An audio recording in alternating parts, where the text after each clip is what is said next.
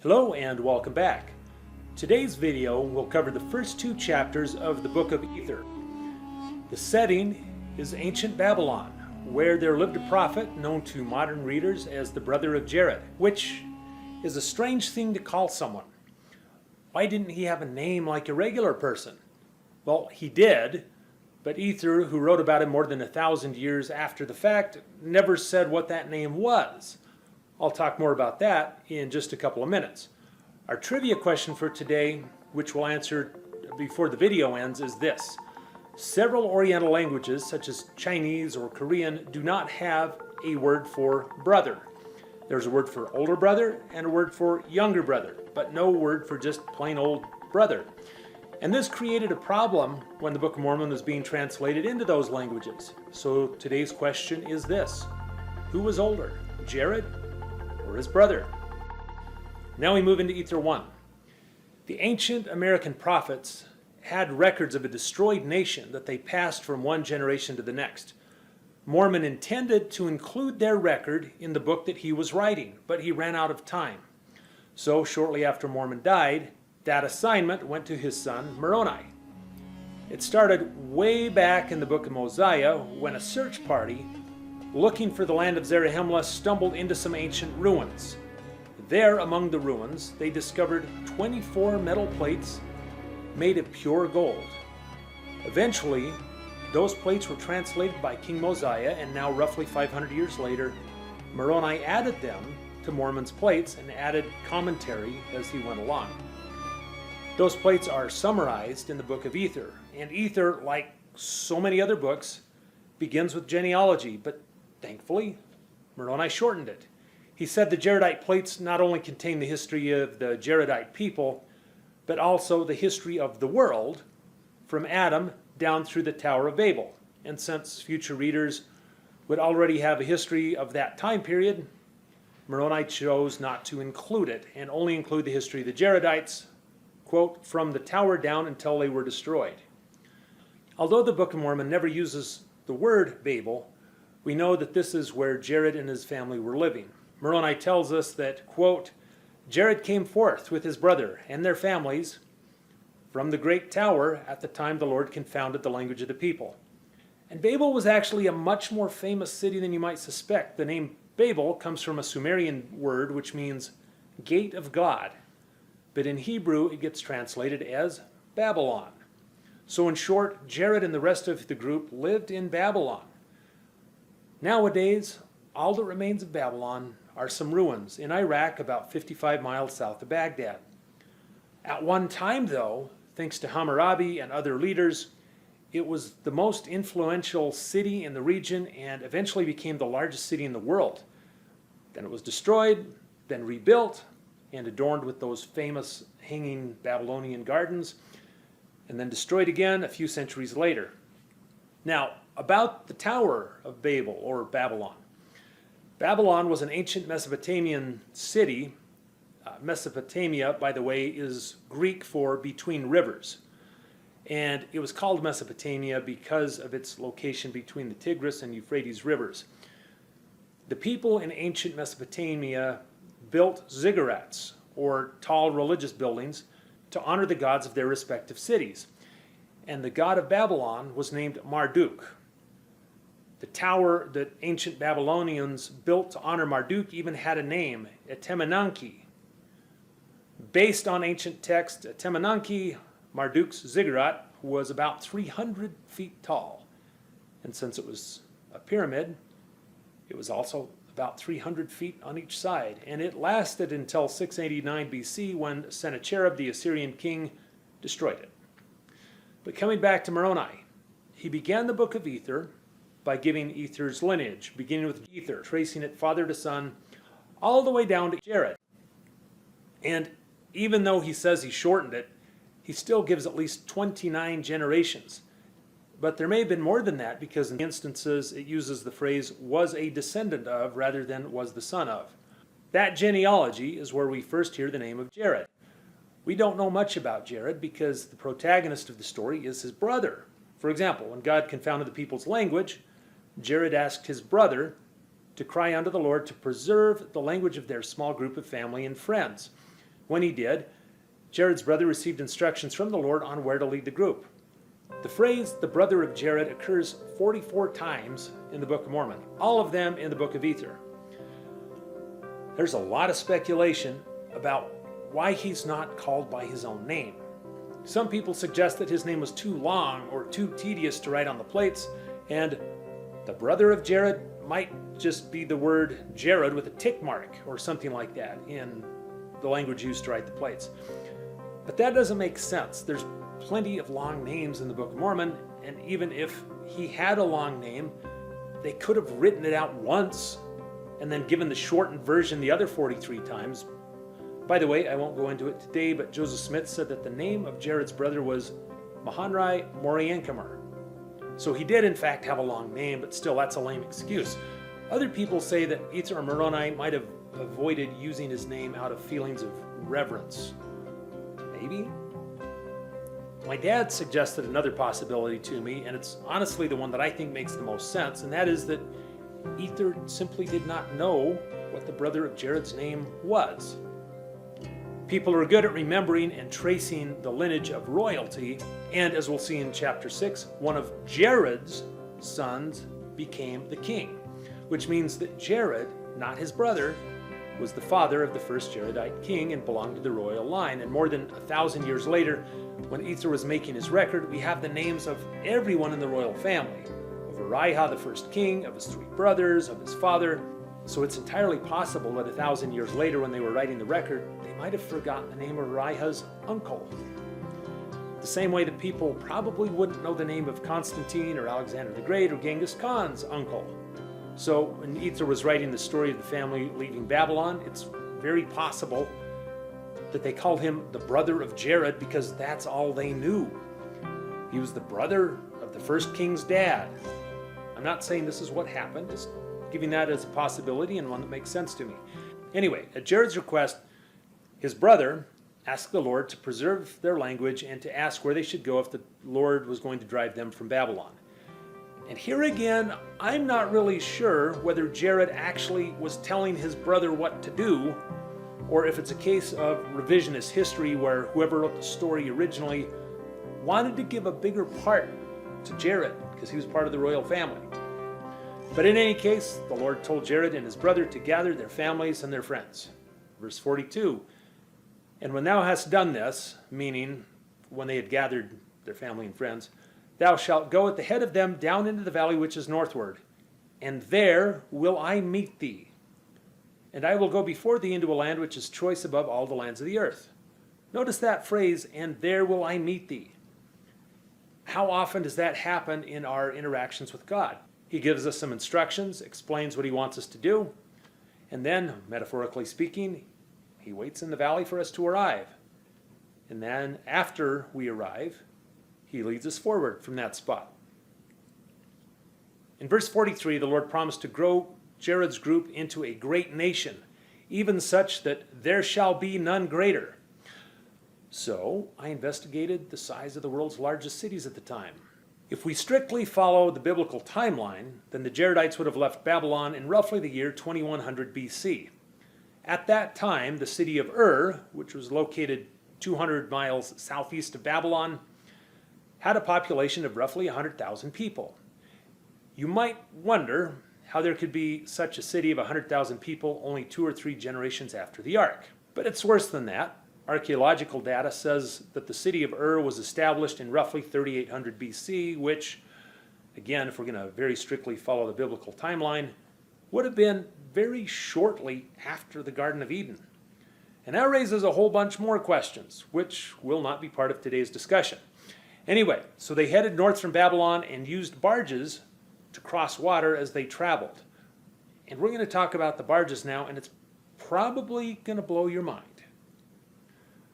Moving to chapter 2, as we said a minute ago, and this is related to barges, hang with me, ancient Mesopotamia was located between the Tigris and Euphrates rivers. And I apologize for any mispronunciations along the way.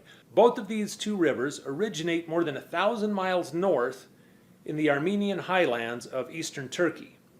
From there, the rivers flow southeast, very roughly in parallel through a huge basin.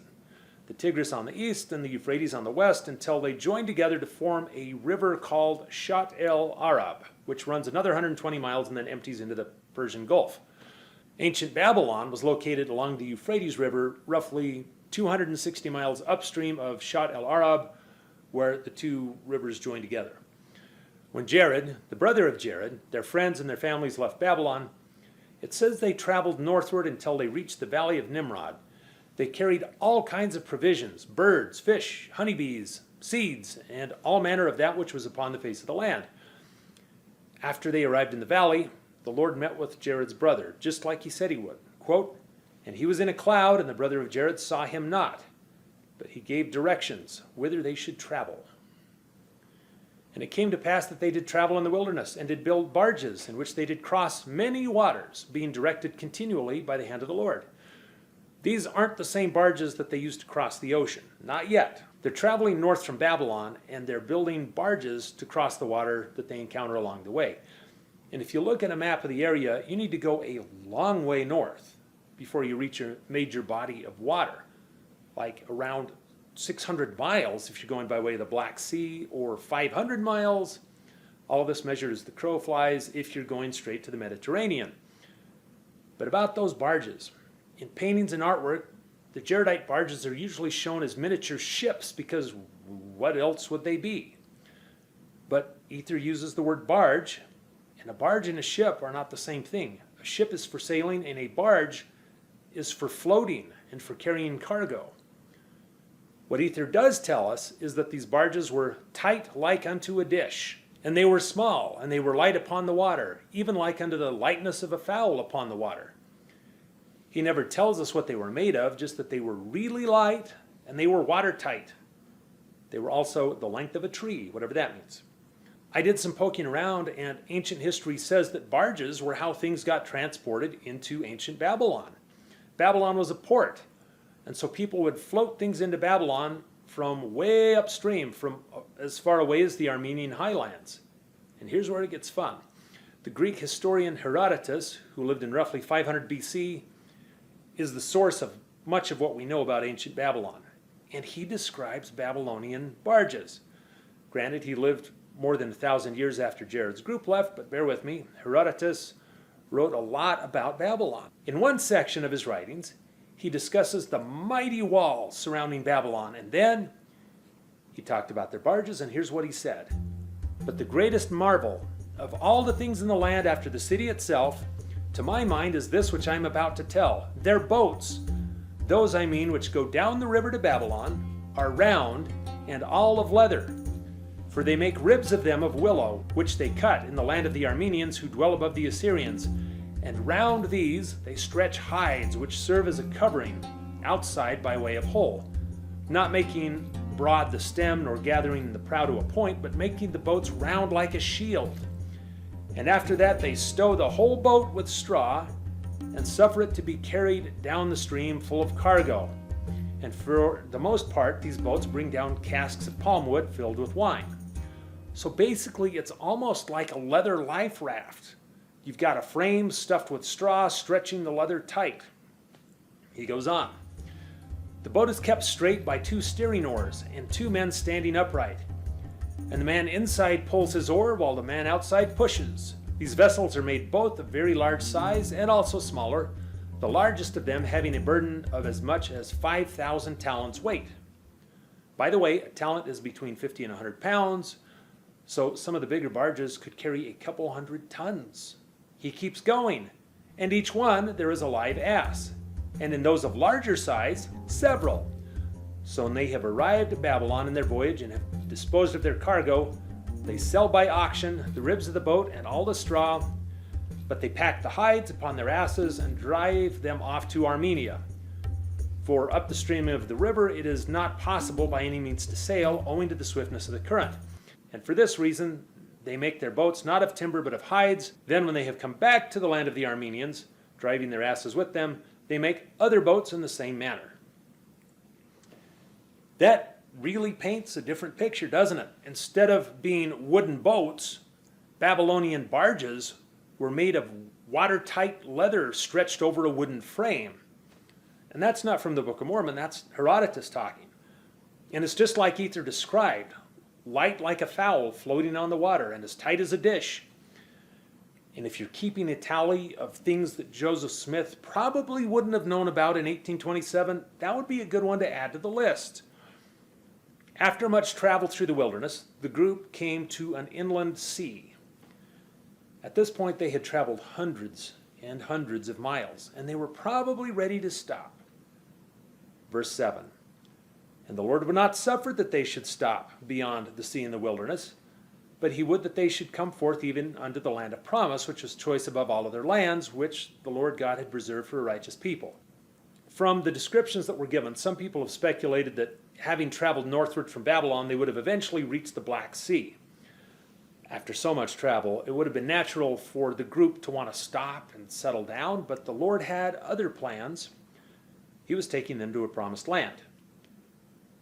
And he had sworn in his wrath unto the brother of Jared that those who should possess this land of promise, and from that time henceforth and forever should serve him, the one and only God, or they should be swept off when the fullness of his wrath should come upon them. As he wrote this, Moroni would have recognized that God had kept that promise to destroy the people if they were wicked. In fact, he had done it twice. First with the Jaredites, whose ruins were discovered, and then with Moroni's people, the Nephites.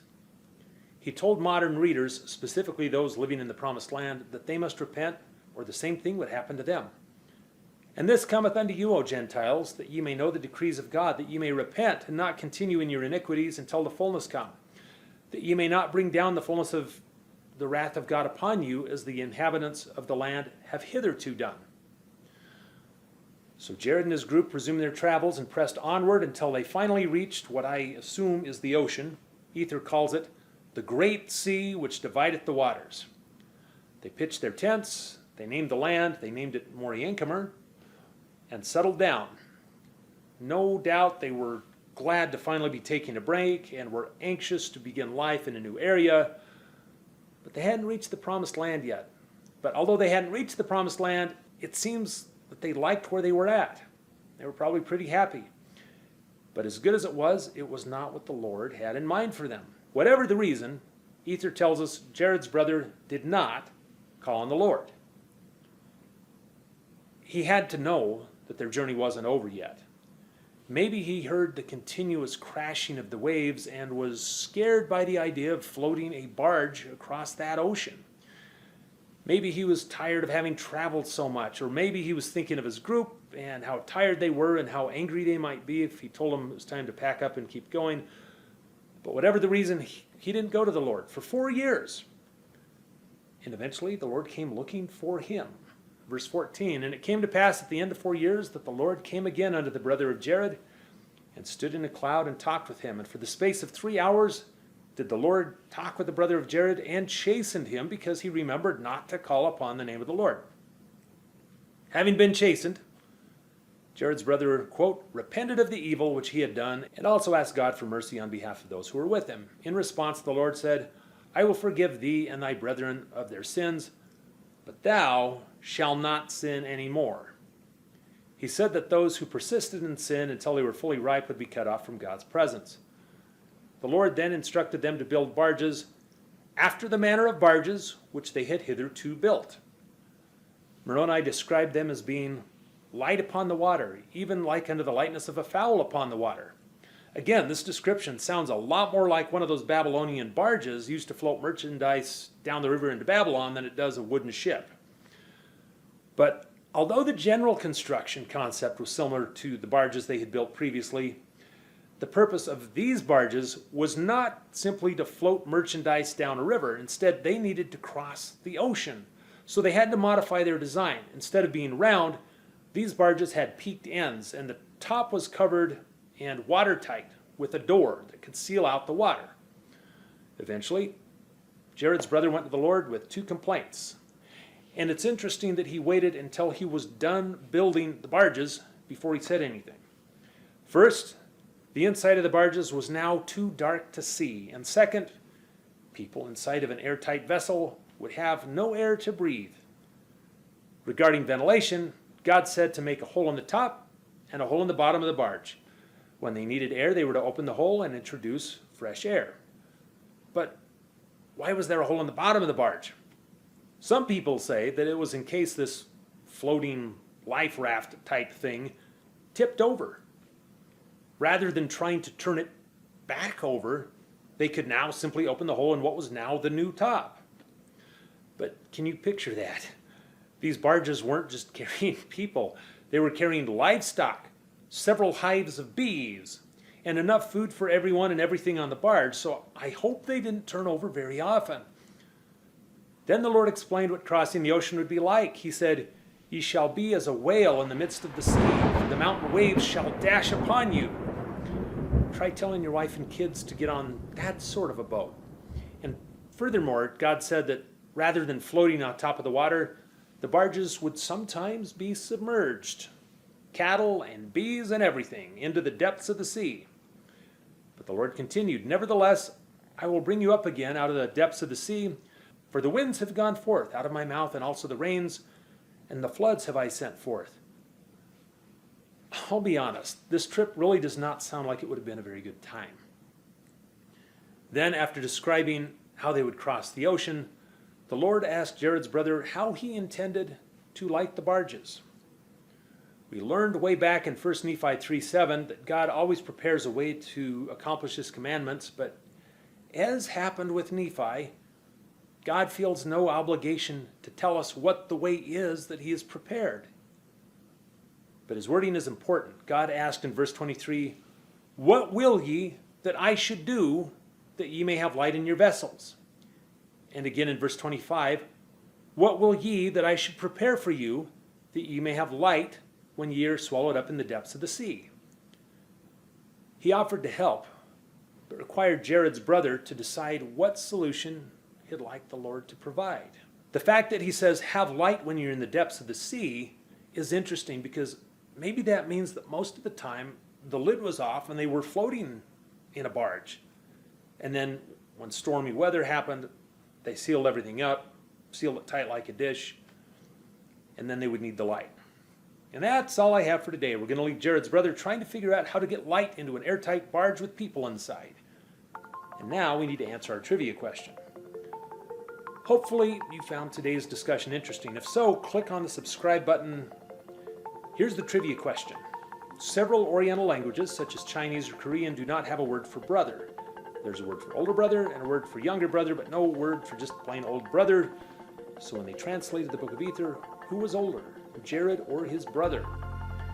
The answer is the brother was older. Jared was the younger brother, which makes sense because when it came time to choose a king, the brother of Jared, his sons were offered the throne before Jared's sons were. And now you know. And we will see you next time.